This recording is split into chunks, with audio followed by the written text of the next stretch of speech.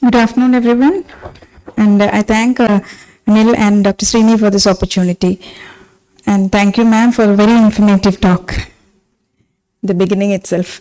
So we will be in the coming 8 minutes, we'll be dealing some points about the fungal keratitis. So fungal keratitis, I can start with the case. This was a microbiologically proven fungal case. This was an elderly lady who presented to us with a very large ulcer, but she was worsening day by day. And within 2 days, we were planning a therapeutic keratoplasty, and this was the picture when we took up for therapeutic PK.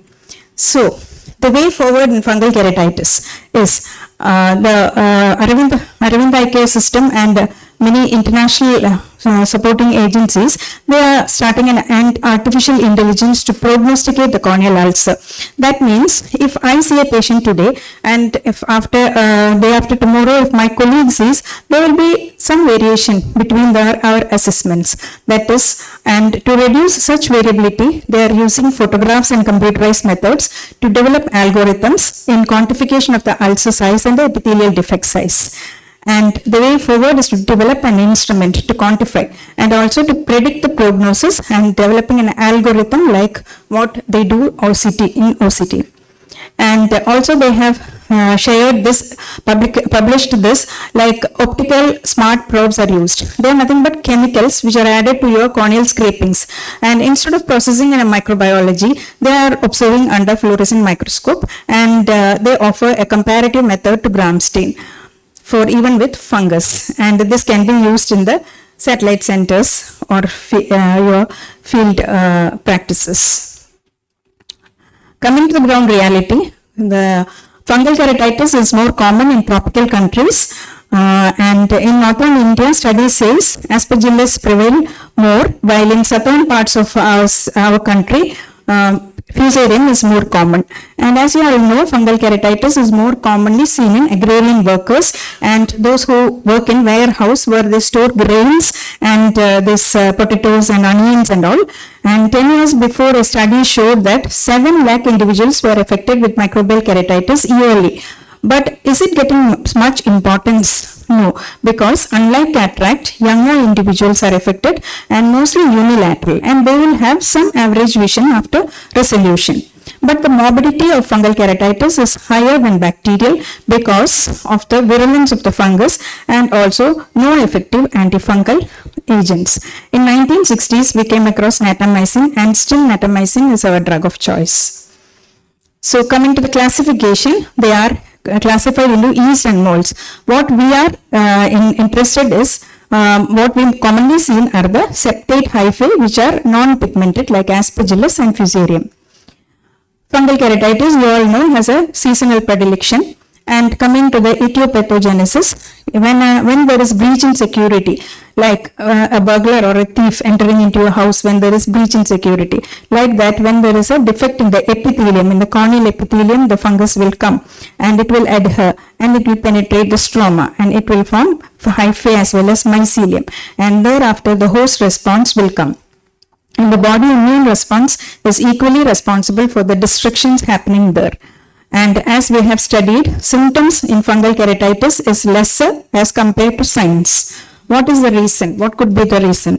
Bacteria being smaller in size, it is readily engulfed by the polymorphonuclear leukocytes and sets in the inflammation faster, whereas the size of the fungus is larger and the inflammation can happen later. So what are the signs? There will be some cases will present as non-specific infiltration. Some cases will present as a pseudodendrite. So this lower picture I have shown is a typical dendrite of an HSP keratitis. Like it is like a dancing mermaid, long, linear, branching infiltrate affecting the center part of the cornea, whereas a pseudodendrite in a fungal keratitis will be more shorter, stockier, will have a broad base, and it is called flower pot dendrite. And what is the hallmark of fungal keratitis? Yes, it is the feathery edges.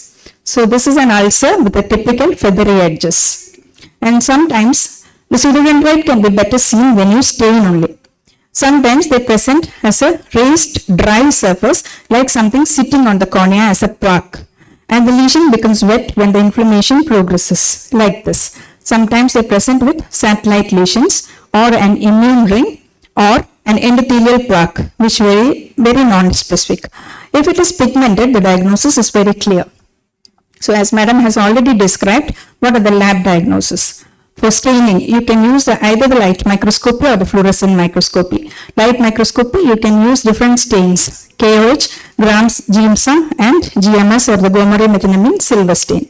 This picture shows a typical sugarcane-like or a bamboo-like septate branching filaments. In high mag, you can make out the septate as well as the branching. And if you have a fluorescent microscope, you can use fluorescent dyes like chalcofluor white staining for better delineation of the fungal tribe. These are all culture. The left side picture shows aspergillus culture and the aspergillus conidia, like a club shaped. It is called resembles the aspergillum of the priest used to spray holy water. And the right side picture shows fusarium colonies and the boat shaped or the sickle shaped conidia. This is the typical confocal picture of a fungal hyphae, that is the linear hyperfluorescent images which is branching at right angles. PCR, as madam was telling, it requires a smaller test sample size and rapid in diagnosis. But the limitation is artificial amplification of non-pathogenic organisms. This is a busy slide that shows the medical management. The more commonly used topical agents are the natamycin, amphotericin B and voriconazole. But the lesson learned from the mycotic ulcer treatment trial is natamycin is better than voriconazole for filamentous fungus. And they showed that natamycin treatment was associated with significantly better clinical and microbiological outcomes, especially in fusarium cases. And voriconazole should not be used as a monotherapy in filamentous keratitis. So when you see a fungal ulcer, to see if it is healing or responding to treatment, first thing is to look at the edges. So in these serial photographs, initial picture shows flared margins or feathery margins. Later on, there will be blunting of the margins, the scarring at the edges, epithelial defect is decreasing and thereafter scarring sets in. So if you find the non-healing ulcer, always think of uncontrolled diabetes, chronic dacryocystitis or contamination of medication. So your pseudomonas can contaminate your anatomet bottle. Intrastromally, voriconazole and amphotericin are available, but RCTs have shown that there is no added benefit of adjunct intrastromal antifungals. Oral antifungals, what we treat is with ketoconazole, voriconazole, fluconazole or itraconazole. The duration of treatment will be 14 to 21 days and LFT should be monitored. But the MUD2 trial shows no benefit of adding oral voriconazole to topical antifungals for severe fungal keratitis. But Dr. Namrata Sharma has popularized this TST protocol, the topical systemic targeted therapy, like as the first line of treatment, you can use topical natamycin because it is equally effective for aspergillus and fusarium. And in severe ulcers, you can add either oral antifungals. Second line of treatment is addition of another topical agent like voriconazole. Third line of treatment can be targeted treatment like the intrastromal or intracameral antifungals. And fourth line of treatment is the therapeutic PK.